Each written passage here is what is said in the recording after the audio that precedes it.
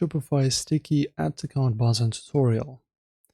So forcing a hot buyer to scroll past large image layouts and long description text blocks just to find a buy button causes massive conversion drop-offs.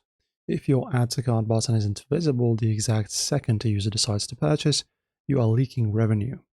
Today, we are opening your theme editor to deploy a high-performance sticky Add to Cart strip that looks cleanly to the viewport, giving your customers an instant path to purchase no matter how deep they scroll. Alright, so let's just enter your active visual editor workspace to initialize the script space. So from your central Shopify administrative dashboard, go to Online Store. From this list, choose the theme that you're actively using and click the Added Theme button. Alright, and look at the far left-hand structural menu tree. Scroll down to the very bottom section block and click Add Section. So I'll just do it here.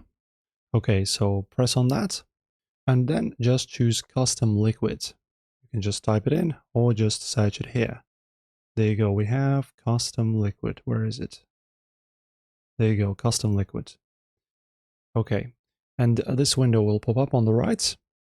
And if it's a block, you should just drag it all the way to the bottom so that it's right under everything else, so that it triggers quietly in your site's foot ecosystem. Right, and then, of course, step number 2 is going to be injecting the sticky control script. So now I will provide you a script that will paste inside the code block right over here that will handle both the visual presentation and scroll tracking.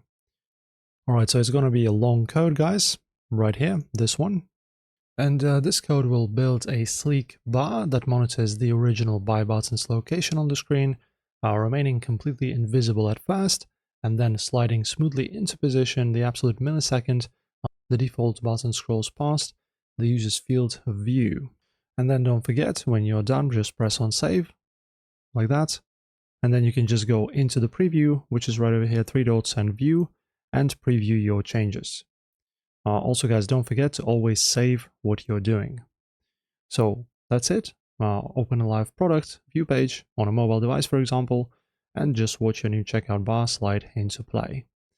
That's it for this one, guys. Enjoy, like and subscribe, and thank you for watching.